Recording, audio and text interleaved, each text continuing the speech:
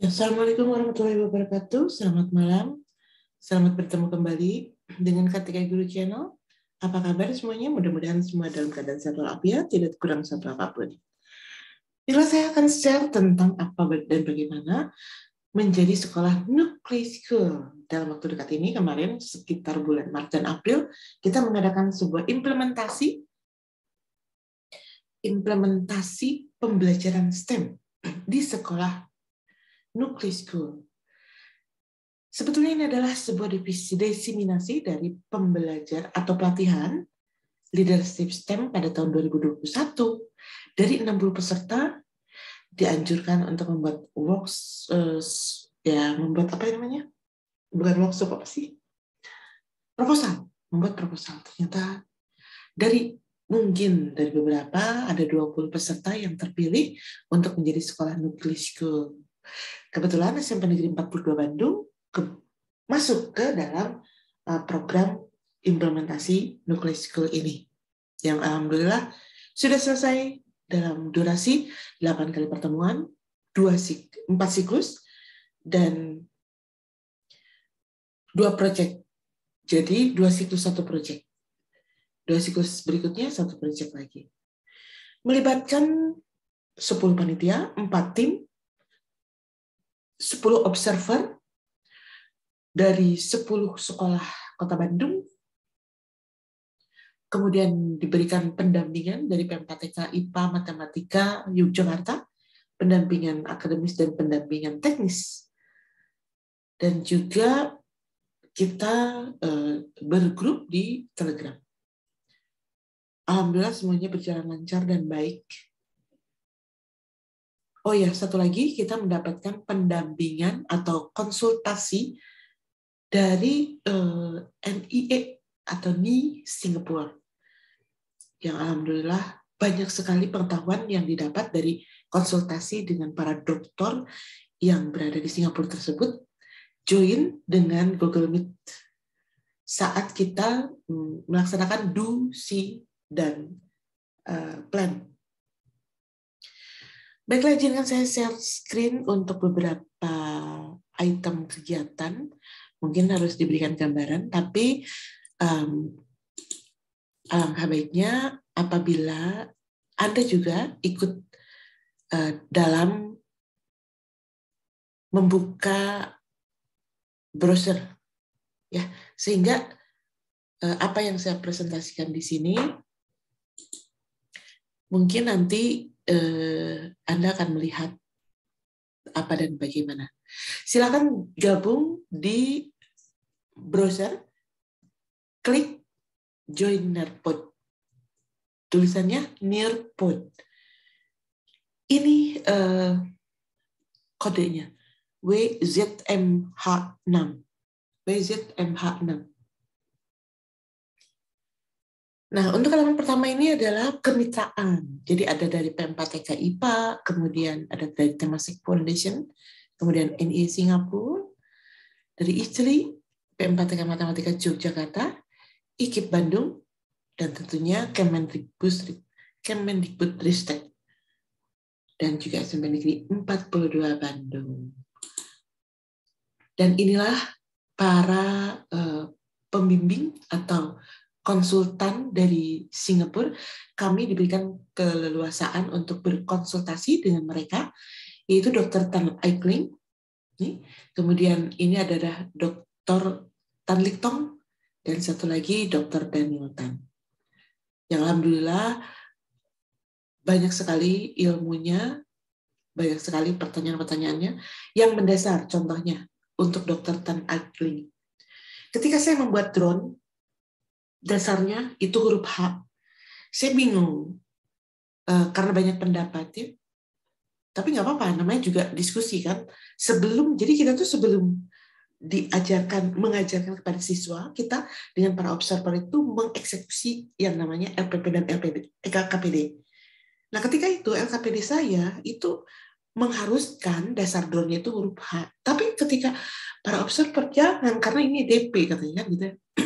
Tapi kalau misalkan kita dibebaskan, nanti kita bingung menentukan mana matematikanya sebelah mana. Artinya kan harus ada matematikanya gitu kan. Nah, akhirnya saya konsultasikan kepada Dr. Tan Aigling. Jawabannya adalah kasih pilihan. Jadi 2. Satu berbentuk H, yang satu lagi silakan bebas. Nanti di akhir, kalau bisa kan ada yang berbentuk H, ada juga yang bebas dasar drone-nya. Nanti di akhir baru kita evaluasi dan kita jelaskan bahwa ketika berbentuk H itu terdapat hubungan antara sudut sehadap, sudut berseberangan dalam, nah seperti itu. Ketika tidak berbentuk H atau bebas, apakah kalian menemukan itu? Ternyata kan tidak. Nah seperti itu ya. Cara Dr. Tan Aigling untuk memberikan pengarahan kepada kami semua. Nah untuk Dr. Tan Lik Tong ini ya, itu pertanyaan saya atau pertanyaan kami itu dari para, artinya permasalahan yang dihadapi adalah ini bagaimana seperti ini pembelajarannya, tapi mereka langsung menyarankan bahwa setiap pembelajaran itu harus ada refleksi gitu. Kenapa? Karena dari refleksi itu kita bisa melihat bagaimana siswa itu bahagia atau tidak dengan pembelajaran kita. Kemudian selain refleksi juga diadakan penilaian teman sejawat. Jadi ada penilaian teman sejawat seperti itu, petunjuknya atau arahannya. Kalau Dr. Daniel Tan bahwa siswa itu harus tahu loh, misalnya membuat pembinaan, siswa itu harus tahu loh kriterianya itu harus bagaimana, apa yang dinilai. Nah seperti itu ya. Jadi alhamdulillah mendapatkan ilmu juga, itu selain pengalaman yang berharga, mendapatkan ilmu yang baik.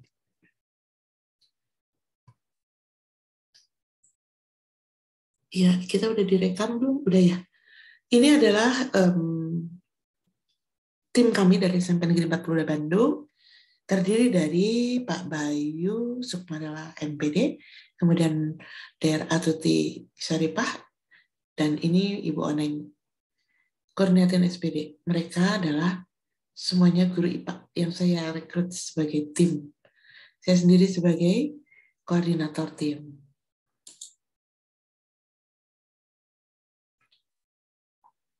Aduh, nggak muncul ya. Nah, ini ada sebuah video pembelajaran. Jadi begini, sebelum siswa itu diberikan apa ya? Sebentar. Nice. Takutnya ini ya. Udah direkam belum? Udah ya? Belum siap ya udah. Takutnya belum direkam. Siswa itu harus diberikan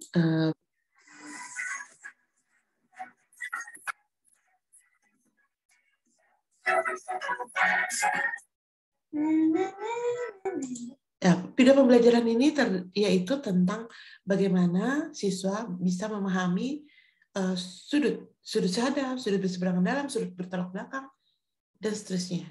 Ya, jadi sebelum belajar itu siswa harus memahami dulu materi prasyaratnya, sehingga nanti ketika kita launchingkan, kita bisa bertanya kepada mereka apa yang mereka tahu, gitu. Jadi belajar dulu di rumah. Kemudian kita kuatkan di sekolah ketika pembelajaran berlangsung. Sama ini juga tentang proyek kedua. Kita juga buat video pembelajaran karena di sini siswa harus tahu dulu apa yang harus kita pelajari, yaitu tentang segi 4. Segi 4 sifat-sifatnya. Ketika kita di sekolah, ya kita bertanya kepada mereka sifat-sifat persegi panjang apa saja. Ternyata ya video pembelajaran itu ada juga yang membaca, ada juga yang tidak, ada juga yang cuek. Ternyata seperti itu ya. Tapi tidak apa-apa, yang penting kita usaha untuk mereka bahwa pembelajaran ini adalah yang akan kita pelajari itu seperti itu.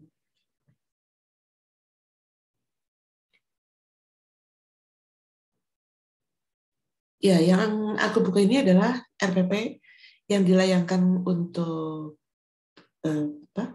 pembelajaran kemarin, yaitu RPP hubungan antar sudut.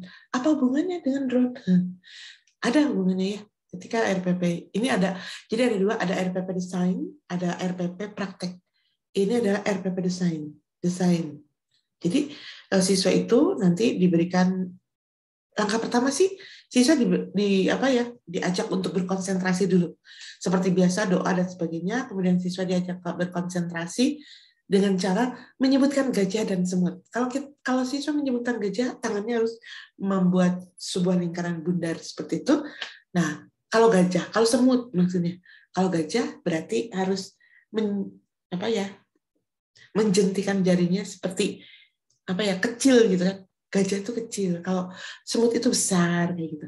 Terus akhirnya kita sebagai gurunya gajah semut, coba semut. Nah, kamu sebutkan gajah semut itu seperti apa. Nah, itu sebagai awal pelajarannya. Untuk melatih konsentrasi. Kemudian misalkan nggak berhasil, ternyata kita waktu kemarin itu tidak berhasil ya, tidak ada anak yang bisa menjawab dengan benar. Artinya ketika menyebutkan gajah ya gajah besar gitu kan, padahal bukan itu jawabannya. Oh sekali lagi, misalkan tepuk 1, tepuk 2, tepuk 3, tepuk 4, kalau 1, 2, 3, kalau 2, 3, 1, kalau 1, 2, misalkan gitu. Nah itu sih kreativitas masing-masing ya. Nah, setelah itu siswa diberikan LKPD, dimotivasi LKPD ini apa dan tujuannya apa.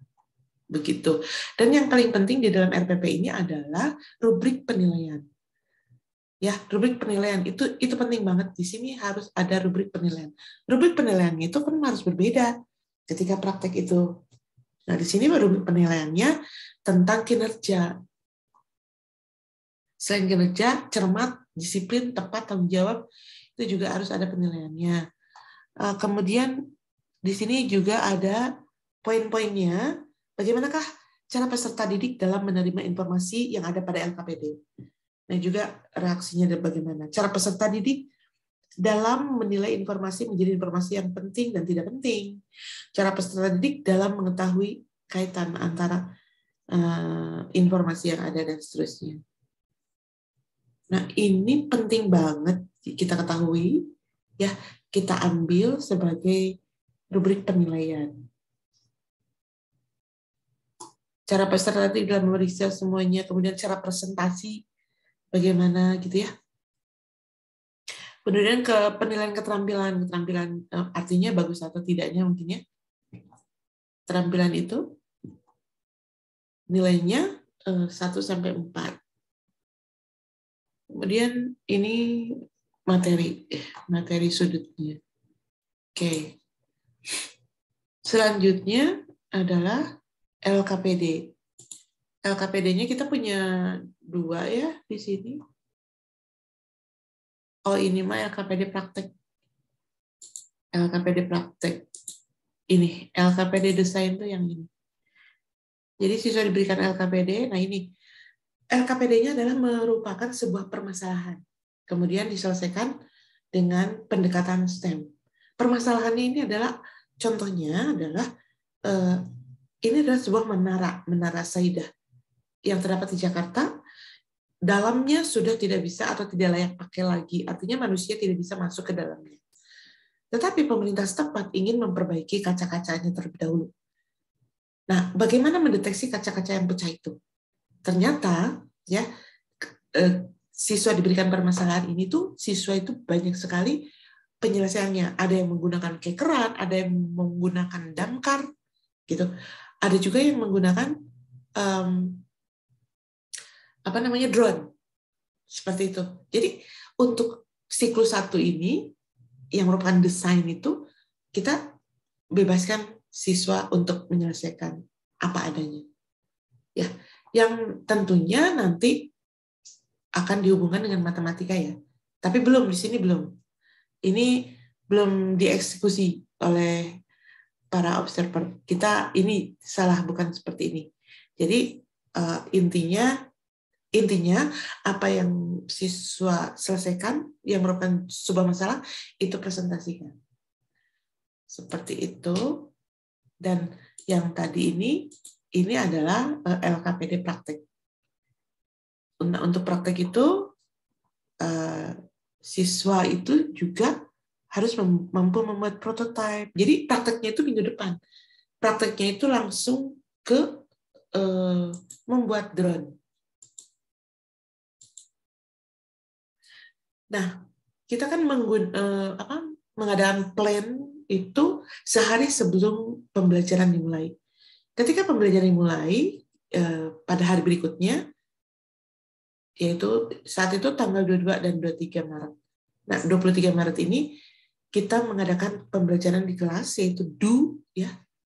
Kemudian setelah pembelajaran kita mengadakan sebuah refleksi. Nah, refleksi ini adalah merupakan pekerjaan dari para observer. Jadi observer itu semuanya mencatat. Ada hafal dengan sosok ini. Kebetulan kemarin jadi observer. Nah, salah satu contohnya adalah saat siswa nomor 13, jadi siswa itu diberikan nomor 1 sampai 17. Membacakan permasalahan LKPD, siswa 4 tidak menyimak dan mendengarkan. Dia hanya menggambar-gambar di whiteboard. Nah, ini kan sebuah temuan, ternyata ketika kita belajar sendiri atau mengajar sendiri, itu kita tidak tahu apa yang siswa kerjakan. Tetapi ketika kita melibatkan 10 observer, ternyata banyak tingkah laku siswa yang kita tidak tahu. Dan ini menjadi sebuah masukan bahwa pembelajaran itu harus seperti apa, ini harus dievaluasi dan harus bagaimana, kan gitu ya. Kemudian memang di sini ada proses tanggung jawab yang kurang maksimal. Memang benar ya, jadi artinya kita itu kesulitan sekali untuk dapat membangkitkan siswa untuk bertanya gitu. Memang di sini agak sulit. Tapi ketika siklus keempat ya, insya Allah mungkin ini kan tidak terbiasa ya. Ketika siklus keempat kemarin agak ramai juga, ada sebuah reaksi yang bagus gitu dari mereka setelah pembelajaran. Nah, ini kita sedang mengkonsultasikan dengan Mi dari Singapura, Dr. Tan Aipling. Bersama juga di sini ada Pak Yudom sebagai pendamping dari PMPTK Matematika Yogyakarta. Setiap kegiatan siswa itu difoto. Nah, difoto dengan desainnya. Nah, ini desainnya macam-macam. Ada yang huruf A, H, ada huruf X. Begitu. Ini kelompok cini-cini. Jadi kita ada 4 kelompok. Kemudian apa lagi? Oh iya, ini ada video lagi. Videonya apa ya? Oh iya. Ya. Nah, ini kita kerjakan juga dengan observer saat plan. Sebelum praktek minggu depannya, kita juga mempraktekkan bagaimana nih para observer juga membuat drone. Seperti itu. Diuji coba. Ternyata di sini kekurangannya adalah kabelnya. Kabel terlalu berat. Baik, saya akan terangkan mengapa kok dibiarkan kabel terlalu berat, istilahnya bukan menjadi sebuah penyelesaian. Pertama adalah sebetulnya di dalam dasar drone itu, kalau kita tempel flight controller yang menyambung dengan stick dari remote control, itu akan memudahkan terbang. Ini kan terhalang oleh kabel ya. Ketika mau terbang itu terhalang oleh kabel karena kabelnya terlalu tebal. Nah, flight controllernya itu mahal. Jadi kita tidak menggunakan flight controller dan remote. Kenapa? Karena ya yang penting begini ya. Yang penting siswa mengerjakan atau membuat drone-nya drone sederhana, yang penting bisa terbang sedikit saja. Jadi akhirnya ke situ kompetensi dasarnya. Tidak terlalu jauh gitu. Karena memang keterbatasan, mohon maaf ya. Jadi harusnya di sini di huruf H ini ya, kalau memang huruf H dasarnya. Nah, ini kan huruf H gitu. Ada sebuah yang namanya flight controller. Tapi kita tidak menggunakan itu. Yang penting siswa dapat memutarkan propellernya saja dulu. untuk terbang beberapa senti ke atas. Seperti itu. Nah, ini adalah proyek kedua. Proyek kedua ini, yang pertama adalah sebetulnya menemui sebuah kegagalan. Yang pertama, mendesain itu seperti ini. Nah, ini sebetulnya bukan ini yang dimaksud gitu ya. Judulnya untuk proyek kedua ini adalah pengubinan dengan parabolis dan segi empat. Nah, ketika diberikan parabolisnya, siswa bisa dan mengerti bagaimana cara mengerjakan parabolis. Dan ini saat plannya kita menemui sebuah kericuhan, bukan kericuhan ya, sebuah diskusi yang alot gitu antara guru model, observer, dan juga pendamping. Karena kita memang harus ada suara terbanyak gitu kan. Walaupun kita sebagai guru model sebetulnya sudah memegang, tapi ya nggak apa-apa, dengan pengalaman orang kan itu lebih berharga ya. Jadi kita ikuti dulu pengalaman orang bahwa ketika pengubinan katanya harus ditempel, itu akan lebih mudah gitu kan. Akhirnya kita ikutin, tapi ternyata siswa di sini belum paham pengubinannya. Artinya masih ada yang bolong-bolong. Ini gimana? Gitu kan? Tapi nggak apa-apa, ya sudah, karena kita sudah mencobanya. Ini kenapa misalkan hiasannya sepertinya mereka cuma sedikit, bukan sedikit ya. Mereka itu mendesain sudah banyak, tapi tidak ditempel dengan lem. Karena harus difoto, begitu diangkat, buar semua. Jadi akhirnya kayak begini gitu. Tapi nggak apa-apa lah, namanya juga anak ya. Ini adalah yang sudah dilaksanakan seperti itu. Kemudian akhirnya saya sebagai guru model berpikir kembali dan merenungkan kembali masukan-masukan dari para observer, yaitu membuat pengubinan dengan menggunakan GeoGebra. Ini sebagai guru model memberikan dulu tutorial kepada para siswa bagaimana cara penggunaan GeoGebra. Ya, setelah itu baru di sini siswa mencobanya. Jadi pada hari berikutnya sebelum praktek, siswa itu mencoba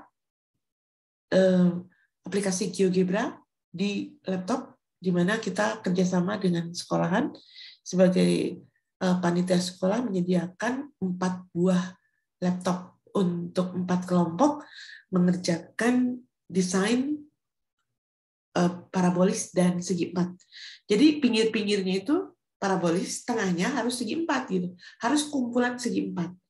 Awalnya siswa itu explore gitu. Awalnya ini. Jadi tidak segi 4, kemana aja gitu bentuknya ya. Nah, seperti ini kan kemana aja bentuknya gitu kan. Tapi ternyata ini juga dirubah. Tapi untuk yang lain itu ada juga yang langsung jadi. Artinya langsung ke layang-layang, ke belah ketupat, jajaran genjang, trapesium, kan ini gitu ya. Jadi sehingga ketika praktek tidak diubah lagi. Nah, jadi seperti itu, ini juga sama, terdiri dari layang-layang, ada trapesium, ada belah ketupat, ya. Intinya, siswa itu harus bisa mensimetriskan antara kiri dan kanannya. Harus simetris. Kalau simetris itu bisa kiri kanan, bisa atas bawah, bisa diagonal, gitu kan. Seperti itu. Dan kelompok 4, mereka itu merubahnya kembali, tidak seperti ini. Tapi perubahannya belum saya cantumkan di sini. Oke. Nah, kemudian ini apa? LKPD-nya. Oh ya, LKPD-nya. Jadi seperti biasa kita membuat RPP. Di dalam LKPD-nya itu sebuah permasalahan. Permasalahannya adalah bagaimana menghias pojok buku di sekolahan sehingga para siswa itu akan tertarik untuk bisa membaca buku karena pojok bukunya telah dihias dengan baik dengan sebuah hiasan yang sangat menarik dari kalian kan gitu. Akhirnya mereka membuat hiasan yang di mana hiasan itu terdiri dari parabolis dan segi empat yang terintegrasi dengan bentuk batik sebetulnya. Tapi di sini karena cuma satu, sudah kalau banyak ya, kalau banyak itu bisa jadi berbentuk batik sih. Tapi kita membuatnya satu aja dulu gitu. Seperti biasa di sini sebelum dieksekusi LKPD-nya ya seperti ini. Setelah dieksekusi LKPD-nya berubah. Cuman perubahannya belum saya cantumkan ya, gimana ya? Tapi nggak apa-apa, yang penting gini, LKPD itu mudahkan saja kepada siswa, jangan terlalu sulit. Karena ketika kita mengeksekusi LKPD kemudian jadi sulit, siswa itu akhirnya tidak bisa menjawab gitu. Karena bingung mungkin ya, bingung atau gimana lah, nggak ngerti. Yang jelas akhirnya saya sebagai guru model untuk bisa mengeksekusi kembali LKPD yang bisa dicerna oleh siswa gitu. Ya kan kita juga harus menghargai ya beberapa pendapat gitu. Jadi nggak apa-apa kita coba dulu dengan itu, tapi ternyata siswa merasa kesulitan, akhirnya kita coba lagi dengan LKPD online akhirnya. Gitu. LKPD online-nya yang simpel aja. Misalkan gini ya, contohnya, ada berapa bangun yang kamu buat gitu. Ada berapa bangun yang kamu buat. Misalkan ada apa saja, warnanya apa saja. Apakah kesimetrisannya sudah dapat atau belum? Terus alasannya apa? Nah, seperti itu saja LKPD-nya, yaitu LKPD online. Belum saya tunjukkan di sini ya. Kemudian RPP-nya bukan RPP, tapi desain pembelajaran. Sama sih sebetulnya desain pembelajaran dengan RPP ya. Seperti biasa, jangan lupa ada rubrik penilaian. Penilaiannya adalah tentang disiplin, jujur, tanggung jawab, kemudian penilaian tentang poin-poin atau langkah kerja. Di sini juga harus ada ya, bagaimana dia mensikapi materi, bagaimana dia mempresentasikannya, dan seterusnya. Oke.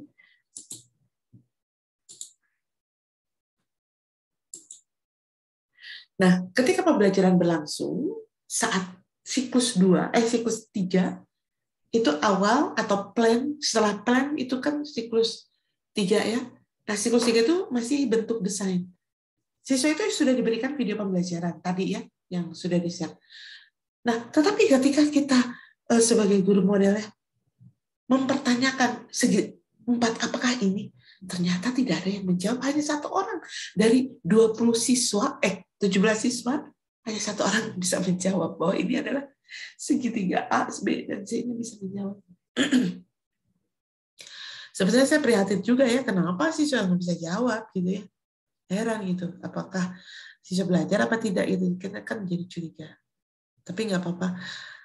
Ini pembelajaran juga bagi kita gitu ya. Mungkin ada beberapa faktor. Mungkin juga puasa, karena kan pertama puasa itu tanggal 6 April kemarin itu. Ini tanggal 6 April dilaunchingkannya. Jadi dari sekian siswa itu hanya 1 atau 2 orang saja yang menjawab, yang lainnya tidak menjawab. Begitu. Kemudian akhirnya kan mendesainnya seperti tadi yang alasnya biru itu. Nah, kemudian kan kita ke tanggal 11 dan 12. Plan 11-nya plan, 12-nya ini melaunchingkan atau praktek pembinaannya. Nah, sebelum praktek pembimbingan, saya sebagai guru model itu memberikan sebuah game kepada siswa. Game-nya yang berhubungan dengan cara kerja bagaimana membuat proyek bersama, yaitu menyusun kata. Yang pertama, luas membentang langit biru. Ini kan ada 4 kata ya. 4 kata ini siswa diberikan, ini semuanya ada 4 kalimat, ada 16 kata. Nah, kebetulan siswanya ada 16. Siswa itu diberikan satu kata, luas, gunting, dalam sebuah potongan kertas. Membentang, gunting, langit, gunting, biru, gunting, dan seterusnya. Nah, kemudian dibagikan secara acak kepada siswa. Setelah itu, saya sebagai guru modelnya memberikan ini di layar. Ya, di layar dan di depan kelas. Kemudian, silakan kalian dalam waktu 10 detik harus bisa membentuk sebuah kalimat dan berjajar, nanti di tes, gitu kan? Nah, ternyata dari 4 kelompok itu ada 2 yang benar. yaitu luas membentang langit biru. Betul, dari kiri ke kanan itu benar-benar berbaris 4 orang, dan kata-katanya sama dengan yang di depan kelas, dengan yang di layar. Ada juga yang kelompok yang tertukar, indah dipandang sekolah luar, gitu kan. Oh, berarti gagal kan gitu ya.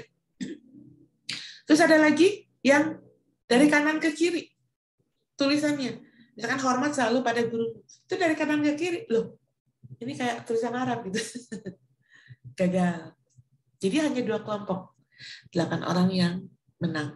Nah, kenapa harus ada game seperti ini? Iya, karena disinilah untuk berkelompok itu, kita kan harus memanggil, harus ribut, harus ramai gitu kan. Tidak berkelompok itu tidak diam gitu. Misalkan tadi ya gamenya luas membentang langit. Siapa luas, siapa membentang kan begitu. Tidak sepi kan gitu. Siapa yang pegang kata langit, siapa yang pegang kata biru, nah gitu. Nah, itulah cara pembagian atau cara membentuk atau cara berkelompok atau cara berkolaborasi. Nah, selain itu, atas saran dokter konsultasi dengan Singapura, berikan refleksi ya Dokter Tan Lik Tong. Saya di sini membuat guntingan emoji ya. Emoji positif, ini emoji positif, kemudian emoji negatif yang di belakangnya ditempel. Ini satu persatu kita gunting ya, satu muka atau satu emoji itu kita gunting. Belakangnya kita tempel gambar tempel. Apa namanya? Double tip sehingga nanti mudah ditempel. Ini ngeguntingin ini ya. Jadi ada 2 saja. Kita berikan 2, yang satu positif, yang satu negatif. Nah, ternyata di sini kalau mau lihat secara besar gimana ya? Bisa nggak? Ternyata di sini ya refleksinya bagaimana pembelajaran hari ini. Emojinya nangis, emojinya kesal. Kenapa coba? Tidak selesai proyeknya. Jadi waktunya udah habis, karena harus 2 jam ya, atau setelah 90 menit, mereka masih menempel gitu. Terus kita tanya, apakah kalian sudah paham? Ternyata sudah paham semua tentang segi 4-nya. Dan apakah kalian suka dengan pembelajaran STEM? Ternyata positif juga tanggapannya. Ini bagus banget. Dan ini hasilnya. Tuh, mereka belum selesai. Nah, kemudian di sini ada penilaian teman sejawat. Nah, ini adalah kelompok 2, ya, kelompok 2 yang emojinya dari, kan, jadi gini, setiap kelompok harus menilai kelompok lain. Kita kocok 4 buah angka, 1-4. Artinya, ambil kelompok 1, silakan ambil. Ketika dia ngambil dan nomor 4, berarti Anda kelompok 1 harus memeriksa kelompok 4. Nah, seperti itu. Jadi kan adil ya, tidak ditunjuk seperti itu. Nah, ini salah satunya kelompok 2 yang dinilai oleh kelompok mana ya, lupa. Emojinya positif semua. Artinya di sini bagaimanakah simetrisannya? Ternyata simetris, kemudian keserasian warnanya dan keindahannya juga mendapatkan emoji positif. Nah, ini belum selesai. Ini ada emoji negatifnya, nomor 1. Kesimetrisannya. Gitu. Ini juga ada emoji terakhir, keindahannya. Ternyata katanya tidak indah. Ini hasil dari siswa sendiri yang menjawab. Ini juga emoji untuk keharmonisannya ya, keserasiannya juga mendapatkan emoji negatif. Gitu. Mungkin ya ada siswa yang tidak suka. Nah, sebagai guru model kita juga harus membuat sebuah flyer setiap pertemuan atau setiap siklusnya. Ini flyer siklus 4.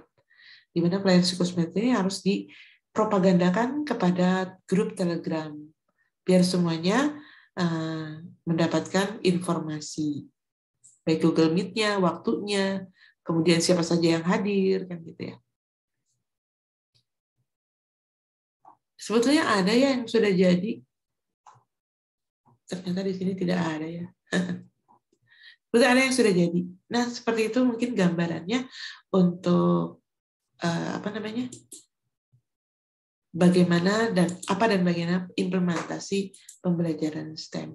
Mudah-mudahan menginspirasi ya. Dan mohon maaf atas segala kekurangan. Mungkin sampai sini dulu. Terima kasih. Wassalamualaikum warahmatullahi wabarakatuh.